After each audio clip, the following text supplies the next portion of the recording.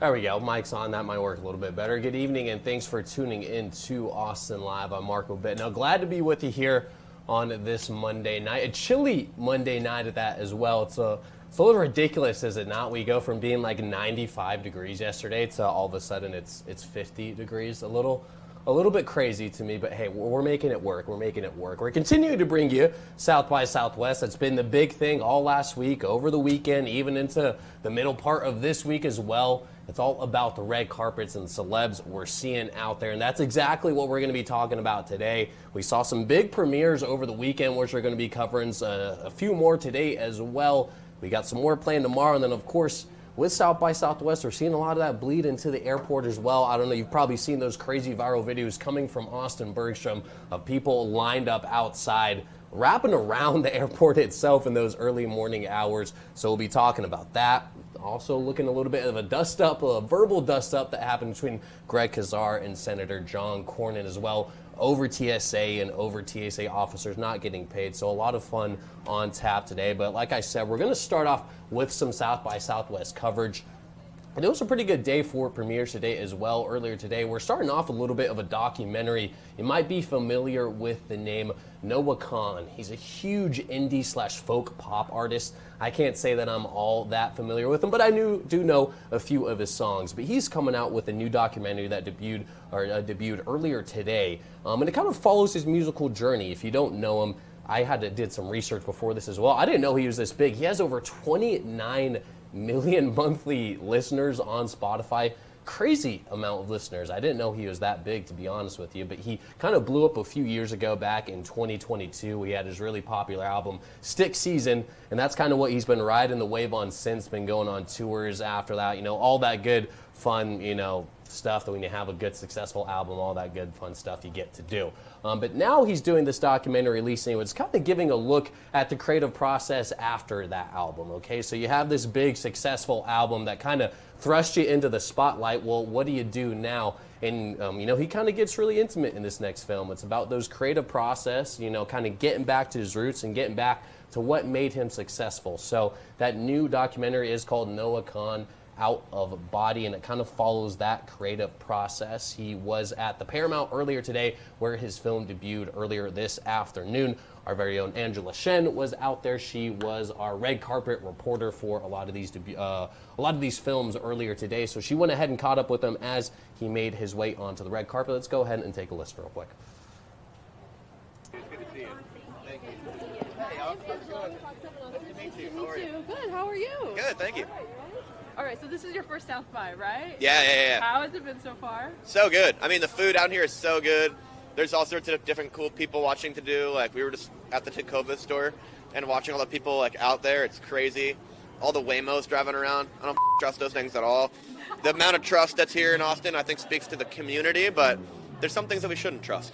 You know what I mean? And kind of speaking of community, you come from Vermont, and then, you have this whirlwind just experience. I mean, what is that like, that contrast of coming from such a small place and then being propelled into, this level of celebrity? I think it's just so woven into the fabric of who I am, being from New England, living in New Hampshire and Vermont. I think people there are really honest and multidimensional, and I've tried to carry that spirit into everything I do.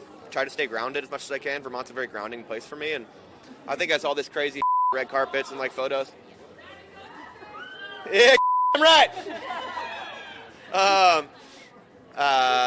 It just stuff like that that you take into your life, and I like to take all of this stuff in, but also remember that there's so much more to life than being seen on red carpets or being a musician. I just try to be a good person as much as I can, and I'm working on that still. So I love that. And what do you want people to take away from the documentary? I want them to make that phone call to their parents or their friends, the people in their life that they have complicated relationships with, and just reach out, or at least think about reaching out. A lot of the documentary is me kind of poking a lot of my problems with a stick for the first time in my life, and I hope people start to do that for themselves. All right, that's wonderful. Thank you so Nice to much. meet My you. boyfriend wanted me to tell you that your song Orange Juice hits him right in the feels. Hell yeah, tell your boyfriend I say thank you very much. Oh, thank Nice you to so meet you. much. Take care.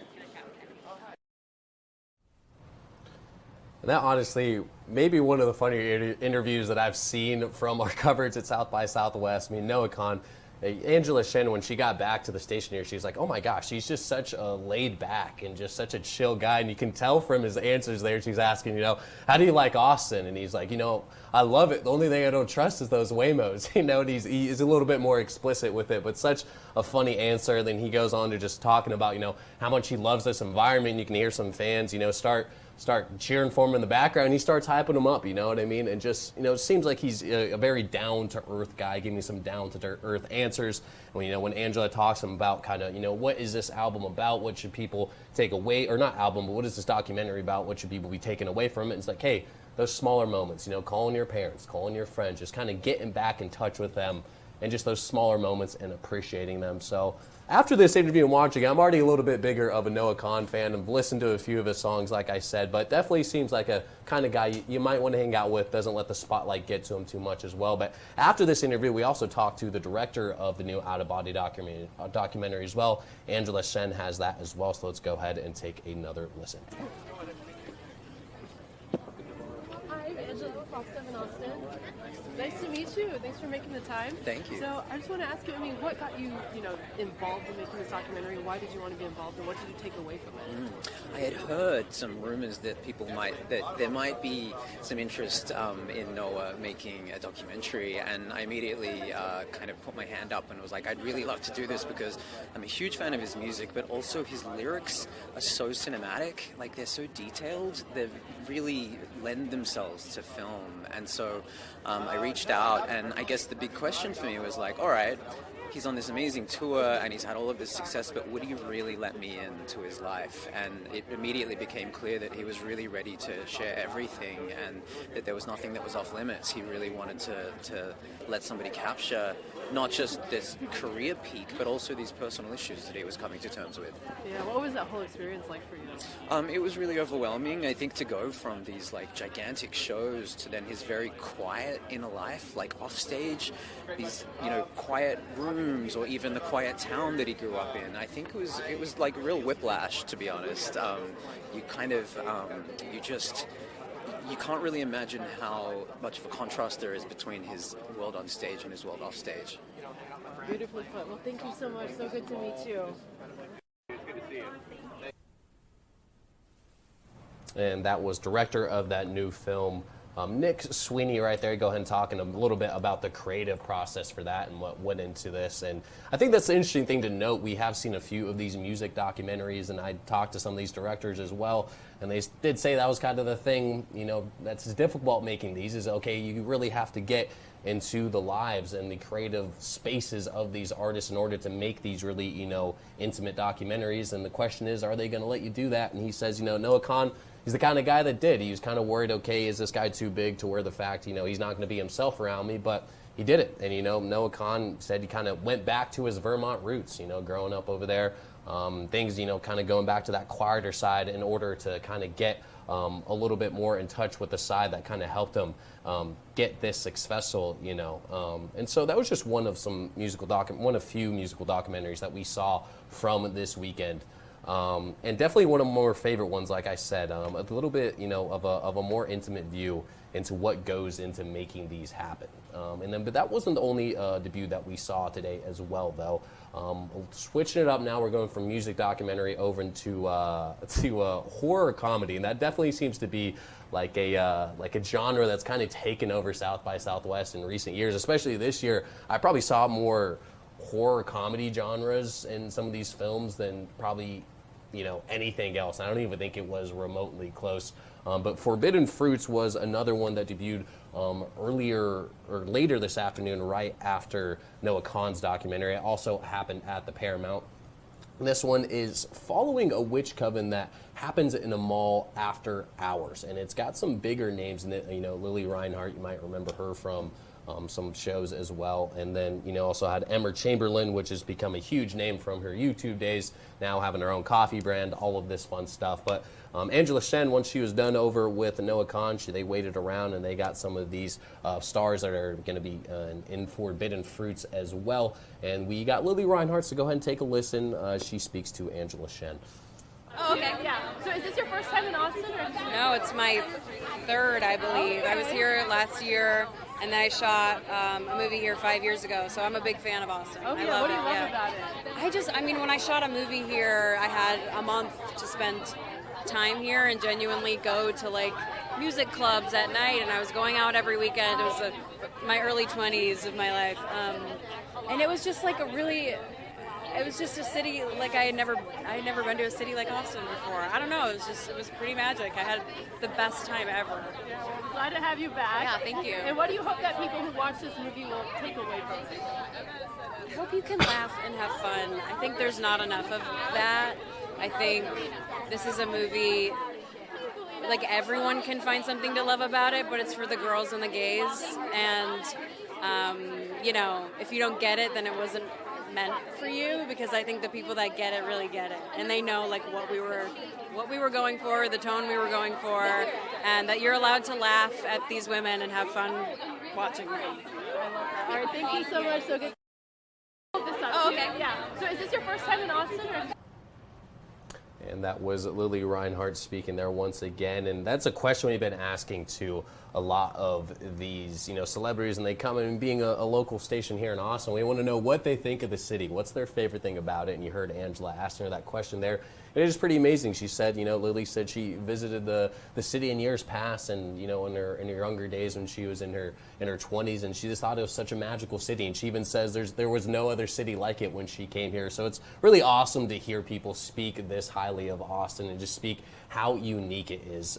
And then when they go on to talking about the film, I mean, it is a pretty interesting premise for a film, right? I mean, this witch coven performing in a mall after hours, but it's not just a horror, it's a comedy as well. So she was just saying, hey, not everyone's going to get it. It's kind of maybe a more abstract concept, but for those people that do get it, that do know what they were going for in this film, you're going to find it hilarious, So it's a film. I watched the trailer earlier today, and I maybe I was one of those people that didn't understand it. We have some people here back in the studio that are really excited for it, so I'm sure there's definitely a crowd for it. There was a whole bunch of people out there earlier today that were super excited for this film and to see those celebrities as well. Like I said, we also did catch up with Emma Chamberlain as well. She is starring alongside of this as well. Huge name, started off as a YouTuber. Now she's doing a little bit of everything. Now she's making her acting debut as well. So let's go ahead and take a listen to what she had to say. Good. Nice to meet you. Nice to meet you. So what do you love about Austin? Well, I really don't know anything about it. Is it your first time here? It's really my first time here. Okay. I've been here before, but I didn't really go outside. I haven't really spent a lot of time here. So I'm excited to find out what I love about it. That's awesome. And I don't know yet, but I'm going to find out. Are you here for the week so you can kind of explore? No. No? I 2 leave days. tomorrow morning. Oh, so you But- don't have that much time? No, it's such a bummer, but I'm gathering info about what I should do next time I come. Okay, that's good to know. Yes. All right, and then about the movie, what do you want people to take away from this? I mean, it's a comedy horror that's fun, campy. What do you want audiences to take away? I think, there's so many things. I think, to be honest, the thing that I think is so fun about this is that it is this, if anything, it's almost like how exciting a movie experience can be. Anything can how happen, yeah. how riveting, how intense, how invested you can get into. That's almost what I want the takeaway to be in a way. To leave reality for a little bit. Yeah, I think yes. I think this is a really, really phenomenal film for that. It's truly the first time I watched it, I was so sucked in and I was so removed from reality, more so than usual. That was I think the most magical part in the moment was how sucked in you get. Yeah, I love that.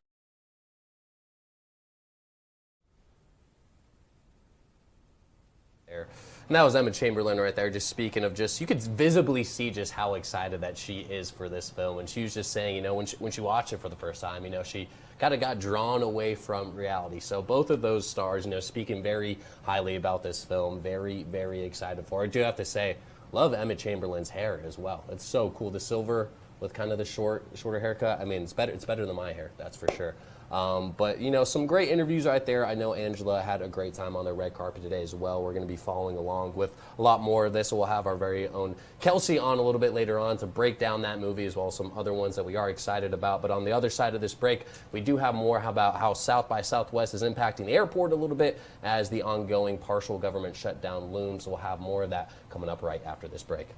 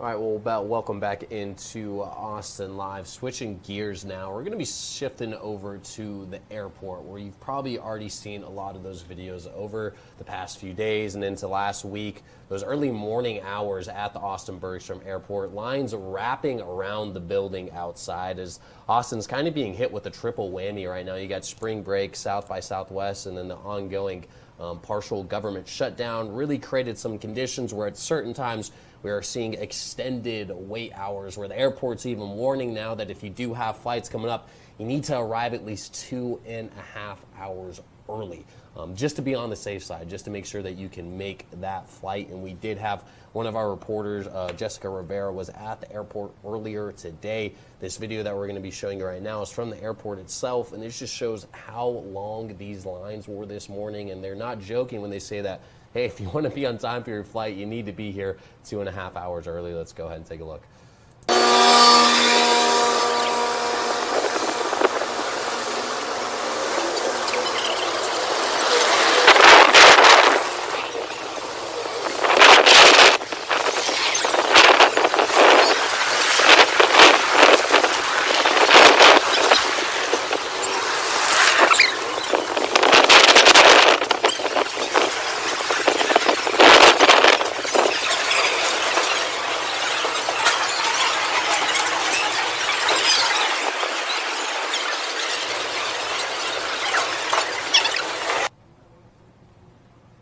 So you can see just how insane those lines are, starting off all the way outside the building. And then, you know, once you even get inside, it's just another maze of people. So Austin has definitely been feeling the impacts of this lately. And it's unclear, I mean, as long as this government shutdown is looming, it definitely appears like this could be something that's going to be sticking around for a while. I mean, we've had crews out there, and it's kind of been the same story. I mean, that's not constant. That's not lasting into the day. Austin Bergstrom has been posting updates that, hey, even a few hours after that, for the most part, it was cleared up. I know our very own Alec Nolan, when he showed up, I think he was at the airport about 7:30 today. He said that TSA told him, hey, you just missed the big rush. So it definitely does seem that it is those early morning flyers. That's where you might be risking, kind of getting stuck in the middle of all that. Jessica Rivera caught up with one of those flyers who was, heading out extra early to make sure that he made that flight. So we're going to start off with an easy question, your name and how you spell it, first and last. Sure. Adam Kelly, ADAMKELLY. So where are you traveling from? Traveling from Austin to San Jose. Gotcha. So are you used to the lines being this long? No, this is pretty unusual. Gotcha. So have you seen any delays or any changes to your flight? No, my flight stayed the same. I was reading last night that the lines have been pretty long, so I got here earlier than normal. Yeah. Sorry, hold on. Yeah, no worries. What time is your flight? 6:55. 6:55. And then what time did you get here? I got here at 4:55, Gotcha. so 2 hours. Were you 2 hours waiting in early. line very long? No, not so long so far.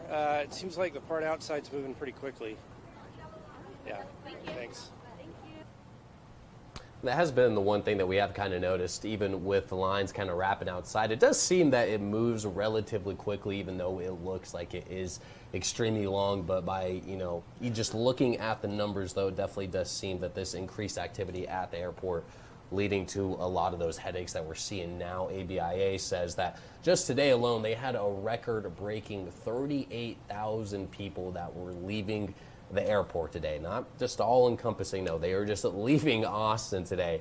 Tomorrow it's supposed to be a little bit, calmed out a little bit. It's supposed to be around 32,000, but they're saying, hey, that's still not a number that we're used to seeing on a Tuesday. That's, a pretty crazy number for, heading into the week. So those high numbers are sticking around. But beyond just what we saw at the airport today with these people waiting outside, we also saw some political sparks flying as well, and it has to do with that ongoing government shutdown. With these TSA workers not getting paid, it's been around a month now this is going on with this partial government shutdown. They haven't received checks in weeks. Well, Senator John Cornyn, as he was on making his way to his flight in Washington, decided to do like a Whataburger lunch for these TSA workers. He wanted to do something nice, bring them some Whataburger as a sign of appreciation for them, working these long hours without getting paid. But as he was trying to do that, and as his crew was kind of pulling up to the airport to start bringing in this Whataburger, you had Congressman Greg Casar show up as well. And he starts getting in front of reporters that are there, and he starts criticizing John Cornyn, kind of blaming this government shutdown on him and on Republicans, saying that, hey, instead of giving out Whataburger, you should be working to get the government reopened and start giving out these checks again. And so our very own Rudy Koski was out there, and I do have to say that this video, I mean, it's amazing how this all played out. It seems like something that you would almost kind of see in a reality show as well. But this is Greg Casar. He's standing in front of reporters here outside the airport. You will see that he does start getting into it a little bit with one of our reporters, Rudy Koski, and then after that, he starts getting into it a little bit with Senator John Cornyn. So let's go ahead and take a listen. And Senator Cornyn and the Republicans blocked it.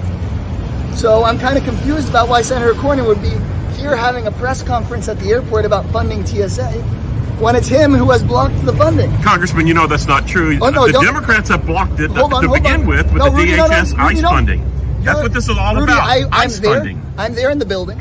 Yeah. ICE funding, Democrats have voted against. Then the Democrats brought forward a bill to fund TSA, and the Republicans blocked it. That's the truth. There's only one truth. No matter what Donald Trump wants to do. There's two truths to this, Congressman. No, there's one truth. One truth. The bill to fund TSA was rejected by the Republicans. Rudy is making a point, as the senator does, that there was a bill to push ICE funding forward without reforms and TSA in it. And we said, no, we're not going to pass this ICE funding until we get reforms. Let's just fund TSA. And Senator Cornyn and the Republicans said no. They could go tomorrow to Washington, D.C. right now. Excuse me. You can go straight to Washington, D.C. and join with me to fully fund TSA. Senator Cornyn should put his money where his mouth is. Hey, Senator.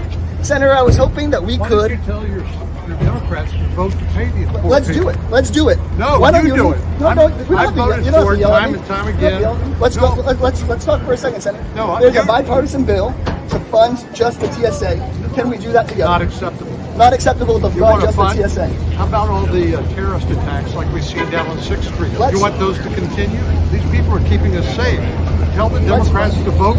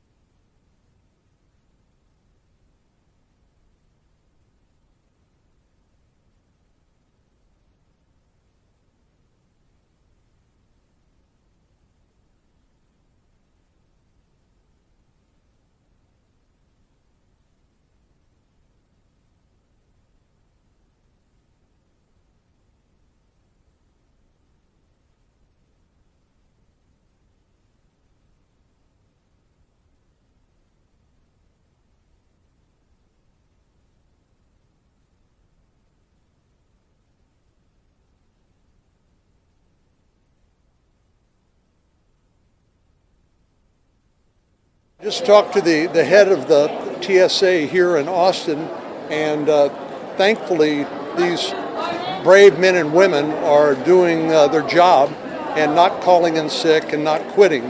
But at some point, when you're not getting your paycheck, people are going to have to look for ways to support their families, and which means they'll be leaving the TSA for other employment.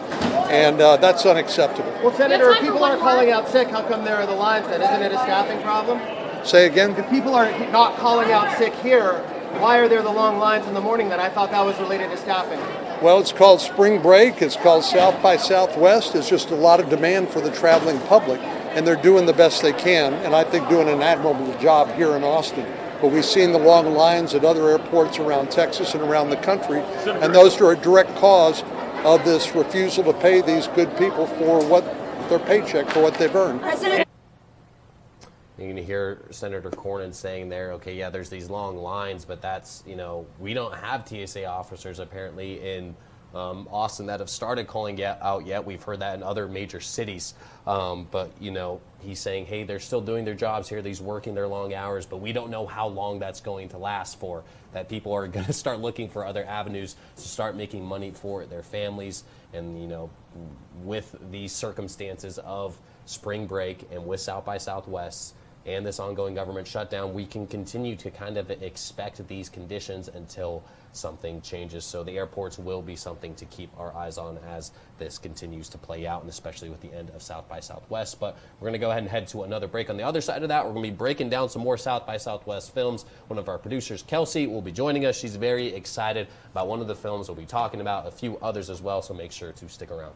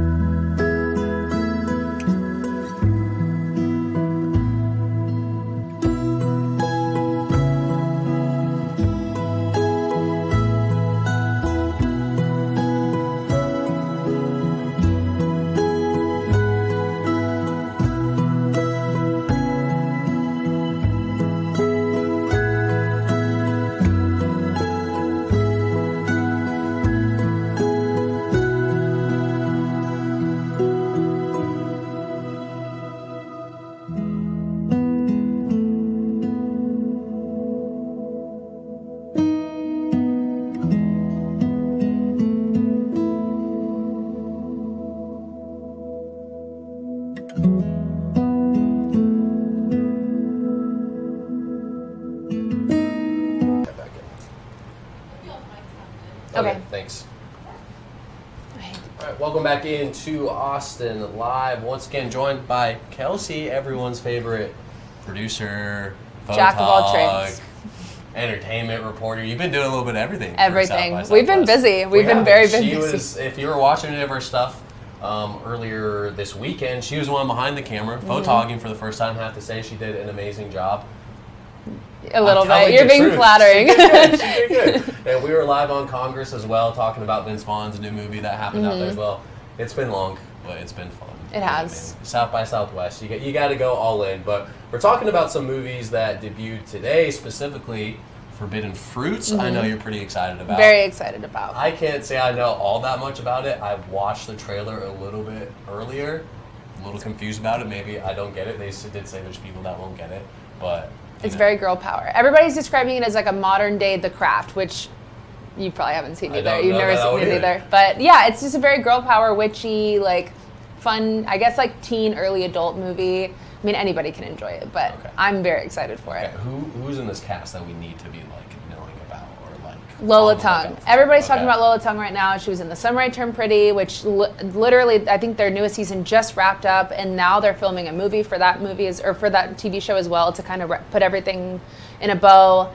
And Lily Reinhart also, she's great. She was in a couple of TV shows on Riverdale, the CW. right? Yeah, Riverdale, and I was trying to remember that name earlier. Been in a couple of movies. Yeah, we've seen so many celebrities over the last it's hard to keep 72 hours that we yeah. can't think. But yeah, no, those are two big stars. And then Emma Chamberlain as well. I think you said this was her first acting it's her job. first. I know she does like almost everything, it seems now. Yeah, YouTube, she's a businesswoman. She's an entertainment reporter. Like you said, girl power. Yeah, very girl power. Go off. But yeah, so we do have their trailer pulled up right now. A little bit of a longer trailer. I think it's like almost 3 minutes. But let's watch it. Let's watch it. Let's go ahead and get into it. Here it is.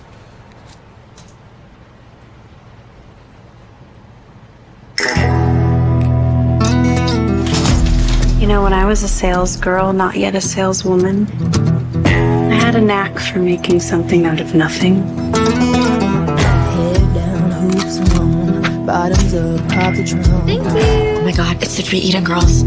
They're like mall royalty. Sit out when they're crossover, watch me take this hoe over. Do I know you? I don't think so. I just got here last week. What are you up to tonight? Well, I was gonna go home and... Like, what do you want to be up to tonight?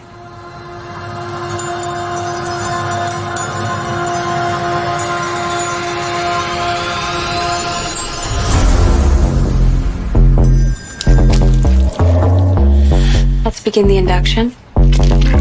Goat's milk, thigh gaps, rose petals, bone caps, truffle oil, bitch slap, blood clots, juice press.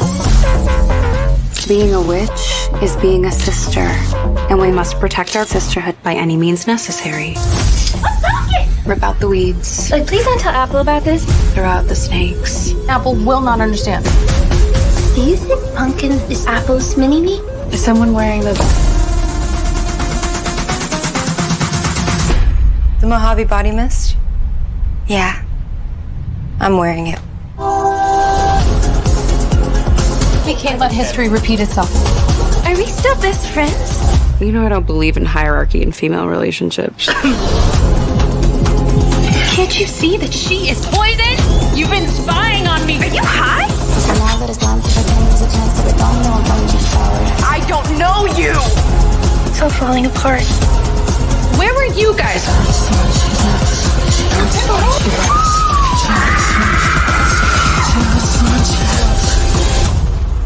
I know yesterday was whack, but it's really not my fault because I Googled it and Mercury was in retrograde. So, there you go. I have so many thoughts.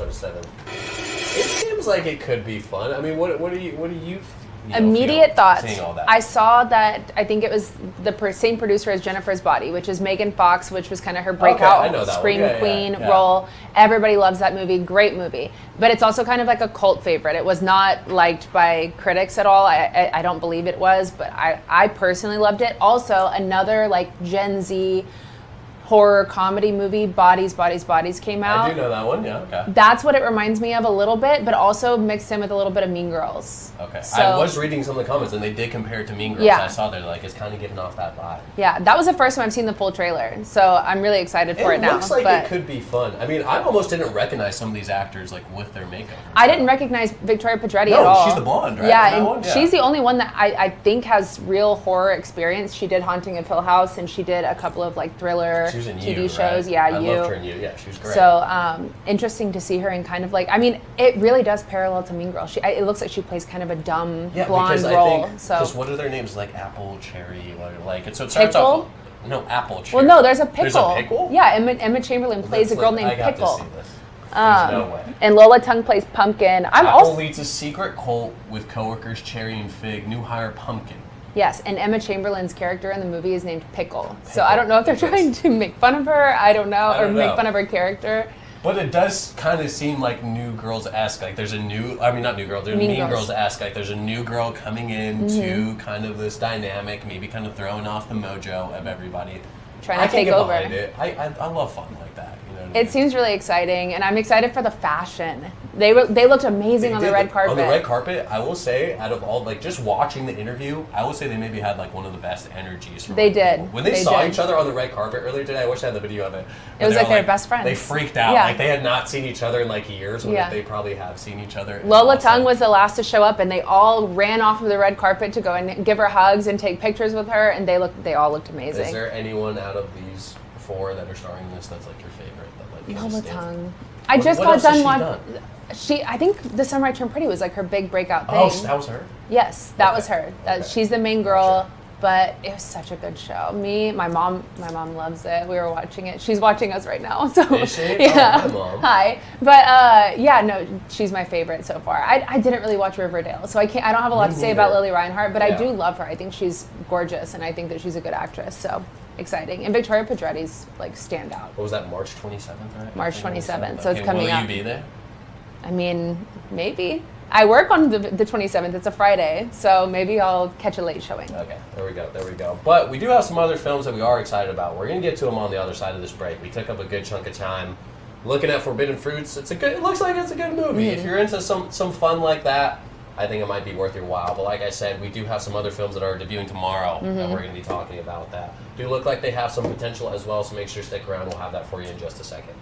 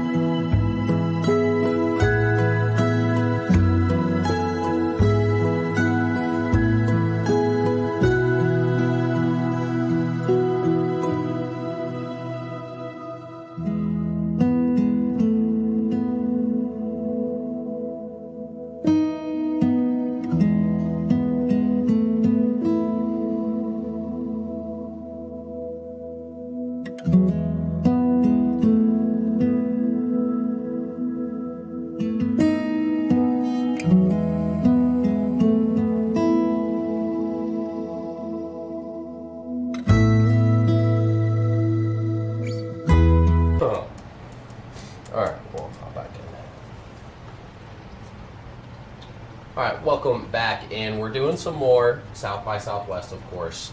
We're talking about a few films that we're excited about for tomorrow, specifically Dreamquill, right? But Yes. it's two pretty big names starring in it. Yeah. Elizabeth Banks and John C. Reilly. You might remember him, Step Brothers, all that, all the comedy stuff. But they're kind of switching it up though for him, a psychological thriller, right? I think so. I think it's a utopian kind of almost Black Mirror, if you've seen that type of movie. And It's then definitely giving off that kind of vibes. It From is. the pictures as well. I'll show you real quick as well. There's Elizabeth Banks and John C. Reilly. There's no trailer out for this yet. It's just the few images that we are getting, but Elizabeth Banks does look like off almost. Does she not? Like they're purposely doing something. You know what I mean? To make her look a bit uncanny robotic, uncanny. Yeah, I agree. John C. Reilly just looks as goofy as ever, but I don't think that's what they're going for. I think this is supposed to be a lot more on the serious side. We do have the synopsis right here. We'll read through it real quick so we can all get a better understanding of this. So, set in the not-so-distant future when poor air quality leads to people living mostly virtually lives, Banks stars as Carol, a dissatisfied career mother struggling to find connection within her marriage to Gary Reilly and her child. With the day-to-day familiarity of their home and lives feeling increasingly claustrophobic and worried she could be heading towards divorce, Carol leaps at the chance to get her life back on track by signing up for Dreamquill, an avant-garde digital wellness retreat.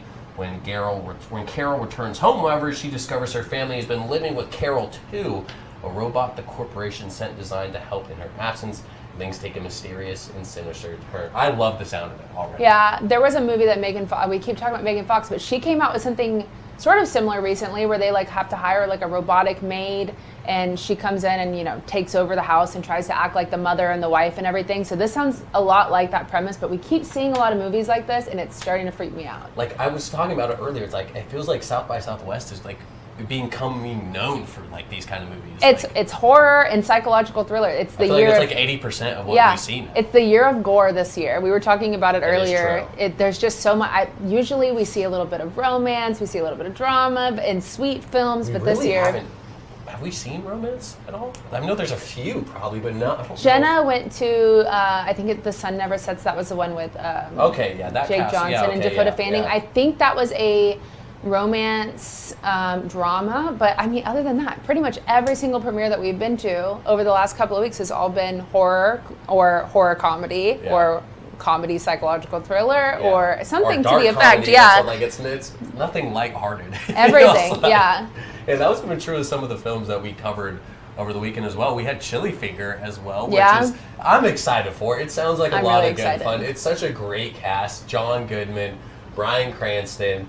You have Sean Astin and then Judy Greer. I do want to pull up a picture real quick as well, because you said you never saw Bryan Cranston's makeover. No, I didn't get to see it. It looks pretty awesome. I like it, and I'm a big Bryan Cranston guy. I'm, being from Albuquerque and him, doing Breaking Bad.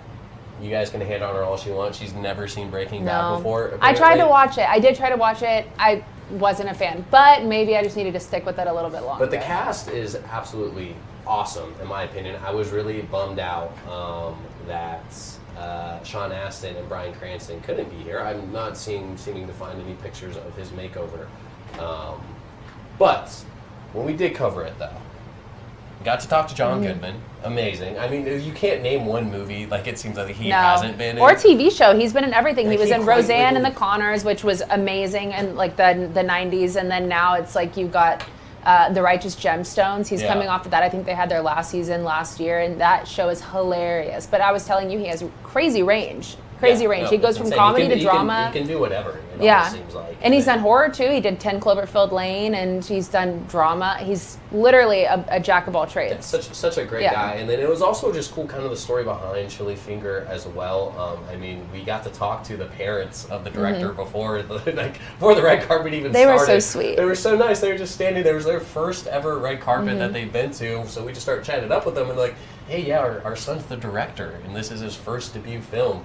I was like, oh my gosh, Stephen Halstead's one of the directors, his parents, along with Ed Benda. And we talked to both of them on the red carpet. And, they've worked together for years. This is their first big debut film together. And, you know, I feel like you can't ask for a better cast to just, like, start things off with. Like, how do you even get better than that? Also, couldn't get better directors, it seems like. I mean, the pictures, they look great. The cinematography looks great. But also, they were so funny and so lively and just so excited to be here. So, I mean, they just seem like very great people to work with. Yeah, no, 100%. And then we stuck around the Zach as well. Mm-hmm. Just for afterwards, we unfortunately couldn't get on the carpet for Cinder. That's another psychological thriller. That's what Jamie Lee Curtis. I really want to see that. Jamie Lee Curtis, but before we even saw Jamie Lee Curtis, Ken Jeong just shows up. Hopped out of the car and ran. I kept joking. We got our first break of the day. We were in the midst of everything all day long, and finally got to sit down. And he just popped out of a car and ran. I'm gonna pull up these videos because I do have the videos of them popping out, and it really is just kind of like the funniest thing. He popped out of the car and ran, and we shot up and tried to go and get video and talk to him, but he was in and out very quickly. Because I remember you were messing around with the camera, and you weren't even looking. I was like, Kelsey, I was like, I think Ken Jeong just popped out of the car. Yeah.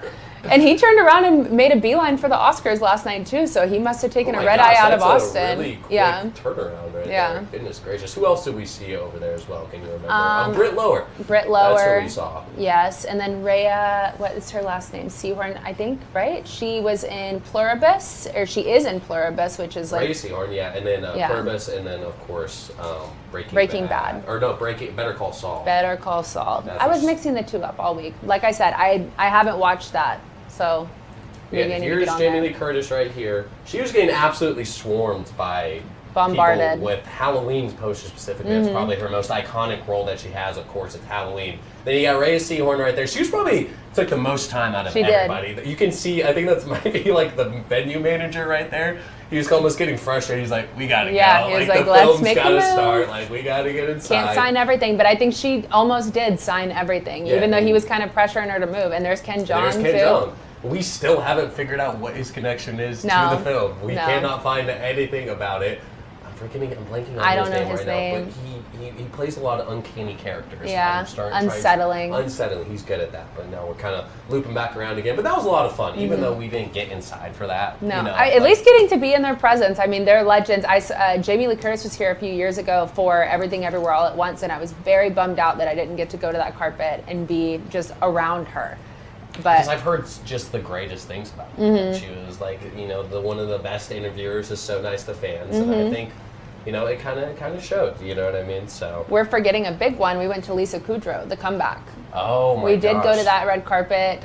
She was so nice to you, and she just loved you. She did love it. I think I'll play that video a little bit, maybe after this break. But she was so nice. Yeah, she was really sweet. She was nice, and I asked her a question that she thought was like she's never heard before. It was unique. And, so I kind of started blushing about that, But Lisa Kudrow, I did really like the cast of The Comeback. It seemed like they were all very nice. The director from Sex and the City. Yeah, I had no idea that he wrote and directed that show, and he's amazing. And he's the last one. Yeah. He stuck around to interview with us, and they were all so happy to be there. All had the nicest things to say. Very, very kind. So it was a long weekend for us. We got to cover some other documentaries, Los Lobos as well. That was pretty cool getting to cover them. Big Mexican-American band. We were outside for Vince Vaughn's film. He towered over everybody. I didn't get to see him. That was so much taller than he's just as tall as you would expect. You don't even have to look for him in a crowd. You just find him. Yeah. So it was a long weekend, and I think both of us are back stuck inside the station now. They let us off the leash for the weekend, and now I'll be on Austin Live. You have to go and back I'll to be producing. Here. Yeah. But it was fun though. It was worth it. We had a lot of fun. It's what South by Southwest is all about. It's not over yet. You guys tune back in tomorrow. I think Jenna King's going to be back out there, as well as some other reporters that we have. It's just over for us. Just over for us. No more fun. Just be happy it lasted. Yeah. But we're going to have more coming up for you after this break. So you mentioned Lisa Kudrow. I'm going to play some of her interviews as well as some of the other cast for to come back, some other places that we stopped by as well. But we'll be back right after this break.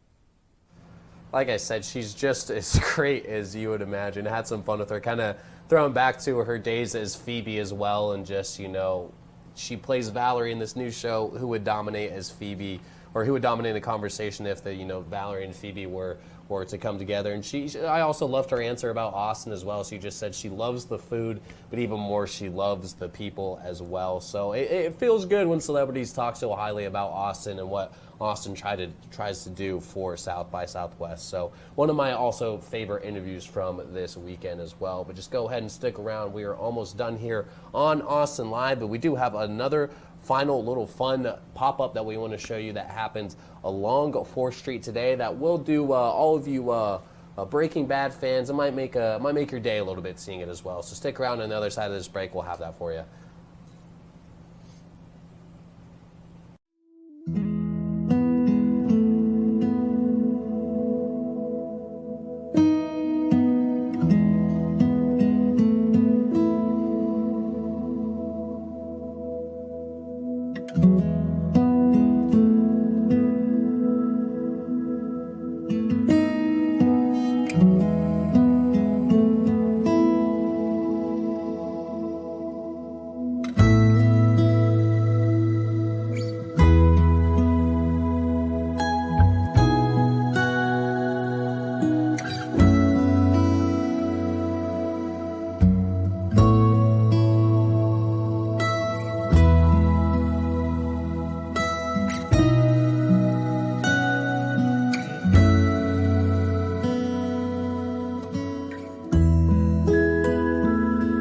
You're good.